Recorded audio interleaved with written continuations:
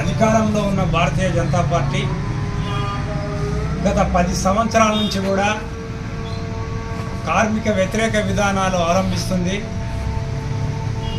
అలాగే ఇవాళ కార్మికులకు గొడ్డలి పెట్టైనటువంటి 4 లేబర్ కోడ్స్ను తీసుకొచ్చి కార్పొరేట్ శక్తులకు బలి చేసేటువంటి ఒక పరిస్థితిని తీసుకొచ్చింది.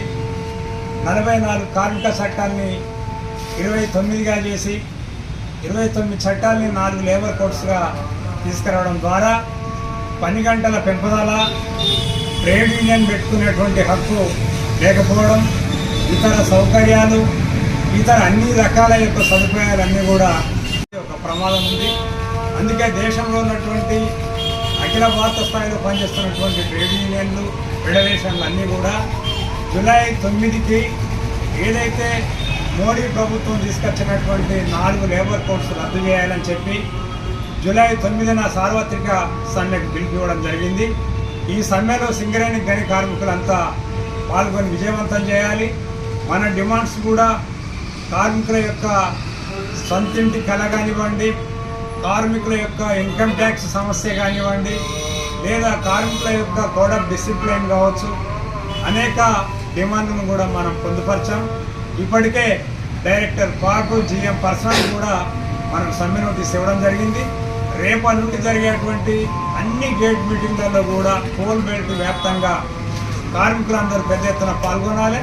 జూలై 9న జరిగేటువంటి సమ్మెలో సింగరేణి గని కార్మికులంతా కూడా పెద్ద ఎత్తున పాల్గొని మోడీ ప్రభుత్వానికి తగిన గుణపాఠం చెప్పాలని సింగరేణి కార్మిక వర్గానికి సింగరేణి కార్మిక సంఘాల ఐక్యవేదిక తరఫున విజ్ఞప్తి చేస్తుంది.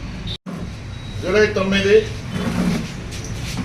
సార్వత్రిక సమ్మెలో ప్రతి ఒక్క కార్మికుడు అనే పదమున్న వాళ్ళందరూ సమ్మెలో పాల్గొని హక్కులు రక్షించుకోవాల్సిన బాధ్యత ఉంది.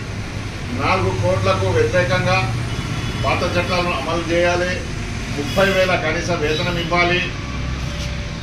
కొత్త బావులు, కొత్త ఉద్యోగాలు తీసుకురావాలి. మూతపడ్డ పరిశ్రమలకు, ప్రభుత్వ రంగ పరిశ్రమలకు మళ్ళీ రెన్యువల్ చేసి వాళ్ళని కొనసాగించాలి. ప్రైవేటీకరణ రద్దు చేయాలి అన్న దాని మీద దేశవ్యాప్త సమ్మె ఇది. 17 కార్మిక సంఘాలు కలిసి, దేశంలో ఉన్న సంఘాలన్నీ కలిసి కూడా సమ్మె పిలుపువ్వడం జరిగింది. వాస్తవానికి ఒక్కరోజు నిరవధిక సమ్మె, నిరసన సమ్మె ఇది. నిరవధిక సమ్మె కాదు, నిరసన సమ్మె. నిరసన సమ్మెతోటి ఒకవేళ ప్రభుత్వం దిగిరాకపోతే బీజేపీ ప్రభుత్వం, ఎన్డీఏ ప్రభుత్వం నిరవధిక సమ్మె కూడా ఇవ్వడానికి సిద్ధంగా ఉన్నాం.